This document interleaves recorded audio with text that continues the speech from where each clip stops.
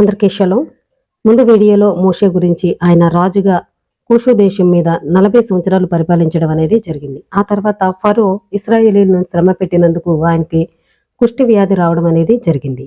ఆ సమయంలో ఆయన సలహాదారులు ఆయనకి నీ కుమారుణ్ణి రాజుగా నిర్ణయించమని అక్కడ సలహా ఇవ్వడం అనేది జరిగింది. ఆ తర్వాత ఏం జరిగింది అనే విషయాలు ఇప్పుడు యెషయా గ్రంథం నుండి మనం చూద్దాం. ఇలాంటి విషయాలు మీరు తెలుసుకోవాలనుకుంటే నా ఛానల్ని సబ్స్క్రైబ్ చేయండి. ఐగుప్తు రాజైన మెలోలు రాణి అయిన అపరానితుకు పుట్టిన వారు 3 కుమారులు 2 కుమార్తెలు ఉండిరి. ఐగుప్తు రాజైన మెలోలు కుమారుల పేర్లు: మొదటివాడు ఒత్రి, రెండవవాడు అదీకాము, మూడవవాడు మోరియాను. కుమార్తెల పేర్లు: పెద్దదాని పేరు బాతియా, చిన్నదాని పేరు ఆకుజీ.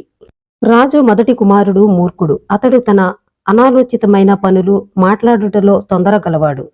కాని అదీకాము జిత్తుల మారి అయి మోసగాడు. అతనికి ఐగుప్తు విషయములన్నీ తెలియను. కాని అతడు చర్మము మందకొండి అయి కనిపించని చూపు, కురిచ అయిన ఆకారము, అతని ఎత్తు ఒక మూర మాత్రము. మరియు అదీకామును చూచి అతడే తన మరణానంతరము రాజుగా తీర్మానించెను. అతని తెలివితేటలను అతను గుర్తించెను. మరియు అతడు అబీలోతు కుమార్తె అయిన గెదూదాను అతనికి భార్యగా చేసెను. ఆమె అతనికి 4 కుమారులను కనెను. మరియు రాజు యొక్క రుగ్మత చాలా ఎక్కువైనందున అతని శరీరము వేసవినందు పొలమున పడియున్న మృత కళేబరము చర్మము వలె నుండి వేసవి ఎండకు ఎండిపోయినట్లయినది. రాజు తన జబ్బు తనపై తీవ్రముగా బలపడి ఉన్నందున రాజు అతని కుమారుడైన అదీకామును తెచ్చి ఆ దేశమంతటిపైన రాజుగా చేయమని ఆజ్ఞాపించెను. మరియు 3 సంవత్సరముల అనంతరము రాజు అవమానంతోనూ అపకీర్తితోనూ విరక్తితో చనిపోయెను. అతని సేవకులు అతనిని మోసుకొని పోయి ఐగుప్తులోని ఇశ్రాయేలీల రాజుల సమాధిలో పాతిపెట్టిరి. కాని వారు అతనిని సుగంధ ద్రవ్యములతో భద్రపరచకుండా అతని శరీరము దుర్గంధము కొట్టుచున్నందున వారు అతనిని సుగంధ ద్రవ్యాలతో భద్రపరచకుండా త్వరగా పాతిపెట్టిరి. అతని శరీరము కుళ్ళిన వాసన వస్తున్నందున అతనిని సుగంధ ద్రవ్యములతో భద్రపరచకుండా పాతిపెట్టిరి. ఫరో రాజైనటువంటి మెలోలు ఇశ్రాయేలీల పట్ల కఠినంగా వ్యవహరించడం వల్ల వారిని అనేకమైనటువంటి ఇబ్బందులకు గురిచేసి వారి జీవితాల్లో చేదు నింపడం వల్ల ఆయనకు ఈ శ్రమ రావడం అనేది జరిగింది. అరికాలు మొదలుకొని తల వరకు కూడా కుష్టి వ్యాధితో ఆయన్ని మొత్తడం జరిగింది. ఎందుకంటే ఇశ్రాయేలీలు అబ్రహాము, ఇసాకు, యాకోబుల యొక్క పిల్లలు. ఎందుకంటే ఎలోహిం వారిని ఏర్పాటు చేసుకున్నాడు. వారు ఆశీర్వదింపబడిన జనాంగం కాబట్టి వారికి వ్యతిరేకంగా మాట్లాడే ఎవరికైనా సరే ఇలాంటి పరిస్థితే వస్తుంది. ఎందుకంటే ఎలోహిం అబ్రహాంకి వాగ్దానం చేశాడు.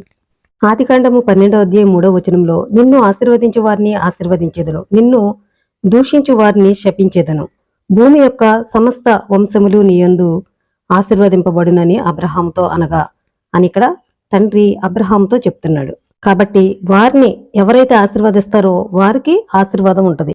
నిన్ను దూషించు వానిని శపించెదను అని తండ్రి చెప్తున్నాడు. అయితే వారిని ఎవరైతే ఆశీర్వదిస్తారో వారికి ఆశీర్వాదం ఉంటుంది. వారిని ఎవరైతే దూషిస్తారో వారిని తండ్రే శపించేస్తాడు. కాబట్టి వారి విషయంలో చాలా జాగ్రత్తగా ఉండాలి. ఐగుప్తు రాజైనటువంటి ప్రతి ఫరోని కూడా చనిపోయినప్పుడు సుగంధ ద్రవ్యాలతో భద్రపరుస్తారు. కానీ అందరి రాజులకి చేసినట్లు ఈయన్ని భద్రపరచలేదు. అయితే వెంటనే పాతిపెట్టడం అనేది జరిగింది. ఎందుకంటే ఆయన శరీరం కుళ్ళిపోయి వాసనతో ఉండటం వల్ల ఆ విధంగా చేశారు. ఇది ఎలోహిం నుండి జరిగినది. రాజు అతని దినములలో ఇశ్రాయేలీలకు చేసిన హానికి ప్రతిఫలముగా ఎలోహిం చేసిన హాని ఇది.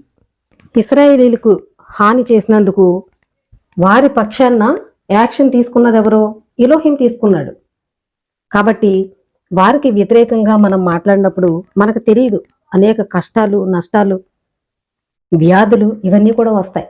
ఎందుకంటే వారిని ఏమన్నా అంటే యాక్షన్ తీసుకునేది ఎవరు? దానికి ప్రతిఫలం ఇచ్చేది ఎవరు? ఎలోహిం ఇస్తాడు. కాబట్టి చాలా జాగ్రత్తగా, కనీసం వారి గురించి చెడ్డగా మాట్లాడటం కాదు కదా, కనీసం ఆలోచనలో కూడా వారి గురించి ఏమీ మాట్లాడకూడదు. ఎందుకంటే పనిష్మెంట్ వచ్చేది ఎక్కడి నుంచి? ఎలోహిం దగ్గర నుంచి వస్తుంది.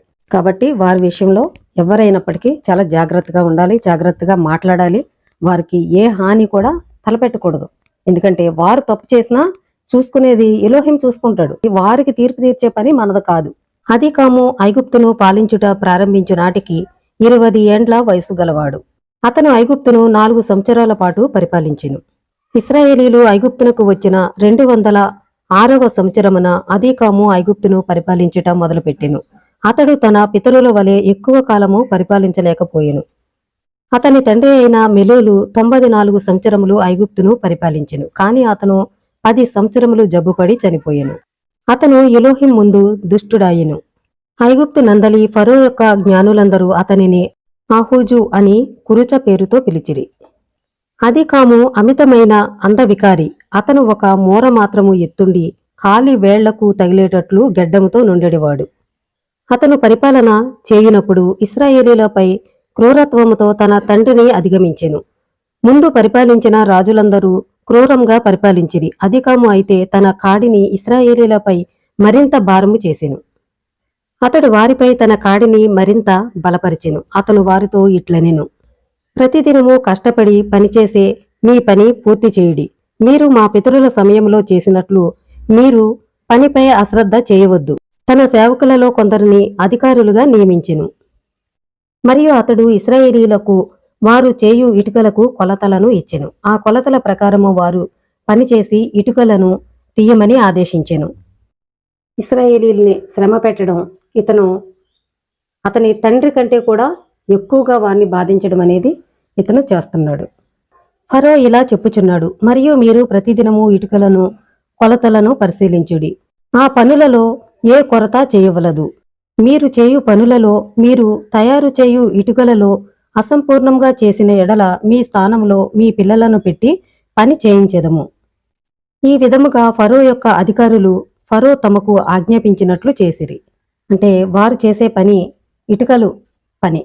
ఆ ఇటుకలను ఒక కొలత ఇచ్చి ఆ కొలత ప్రకారం చేయమని అక్కడ ఆజ్ఞాపించడం జరిగింది.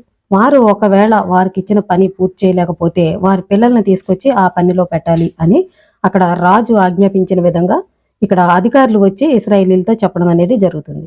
మరియు ఇశ్రాయేలీలు తీయుచున్న ఇటుకల కొలతలలో ఏదైనా తక్కువైనచో ఫరో అధికారులు ఇశ్రాయేలీల భార్యల యొద్దకు వెళ్లి తక్కువైన ఇటుకల లెక్క చొప్పున వారి శిశువులను వారి నుండి బలాత్కారంగా తీసుకుని వారిని ఇటుకలకు బదులు నిర్మాణపు పనులలో శిశువులను ఉంచెడివారు. వారి శిశువుల ఏడుపును వారు నిర్మాణపు గోడలలో వినిపించినప్పుడు ఆ శిశువు యొక్క తల్లిదండ్రులు బిగ్గరగా ఏడ్చేవారు.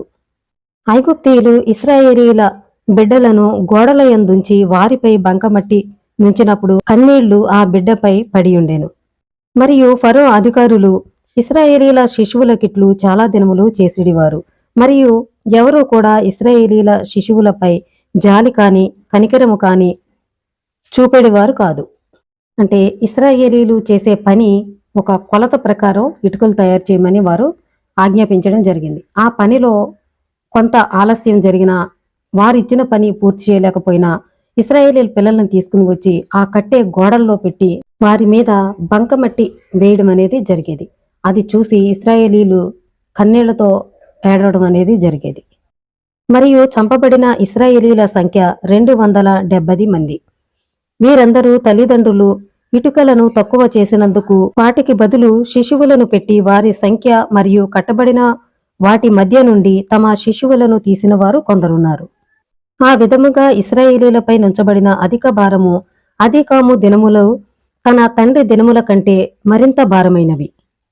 తన తండ్రి చేసినటువంటి విధానం కంటే ఈయన మరీ అధికంగా ఇశ్రాయేలీల్ని బాధ పెట్టడం అనేది జరిగింది. మరియు గత పని కంటే ప్రస్తుతం ఉన్న పని మరింత కష్టతరమైనది. మరియు ఇశ్రాయేలీల నిట్టూర్పులు ఆ సమయమున వారి రోదనయు వారి కష్టమును ఆకాశమందున్న ఎలోహింకు చేరెను.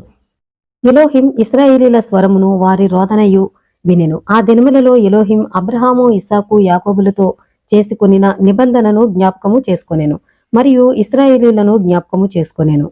ఆ దినములలో నున్న ఇశ్రాయేలీల భారమును వారిపైనున్న కఠినమైన పనులను ఎలోహిం చూచెను. వారిని తమ కష్టముల నుండి విడిపింప నిర్ణయించెను. అదీకాము పెట్టేటువంటి కష్టాలను బట్టి వారు ఇశ్రాయేలీలందరూ కూడా ఎలోహింకి మొరపెట్టడం అనేది జరిగింది. అయితే వారు పెట్టిన మొర రోదన అన్నీ కూడా ఎలోహిం యొద్దకు చేరాయి. అప్పుడు ఎలోహిం అబ్రహాము ఇస్సాకు యాకోబులకి ఇచ్చినటువంటి నిబంధనను జ్ఞాపకం చేసుకొనెను.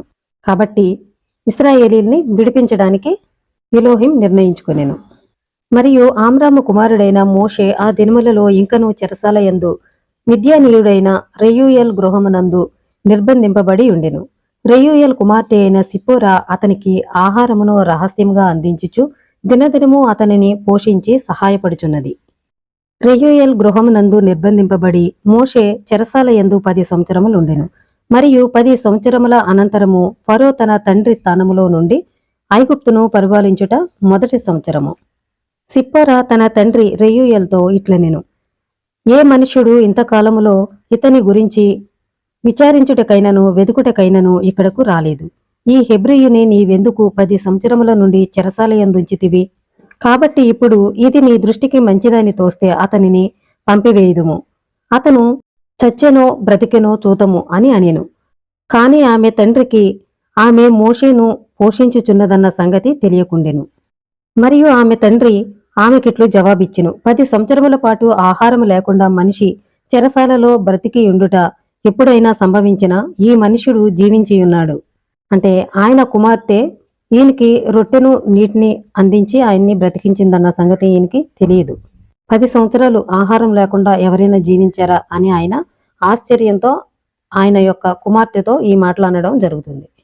మరియు సిప్పోరా తన తండ్రితో ఇట్లనెను, నిశ్చయంగా వారి ఎలోహిం గొప్పవాడు, గంభీరుడు. వారి కొరకు ఆయన ఎన్నో అద్భుత కార్యములు అన్ని వేళల యందు చేయునని నీవు వినలేదా అని తన తండ్రితో ఆమె చెప్పడం అనేది జరుగుతుంది. అంటే వారు తండ్రి అయినటువంటి ఎలోహిం చాలా గొప్పవాడు, ఆయన గంభీరుడు, వారి పక్షాన ఏ సమయమైనా సరే వారికి సహాయకరంగా అన్ని వేళలా వారికి తోడుగా ఉంటాడు అని ఆమె తన తండ్రికి చెప్పడం అనేది జరిగింది.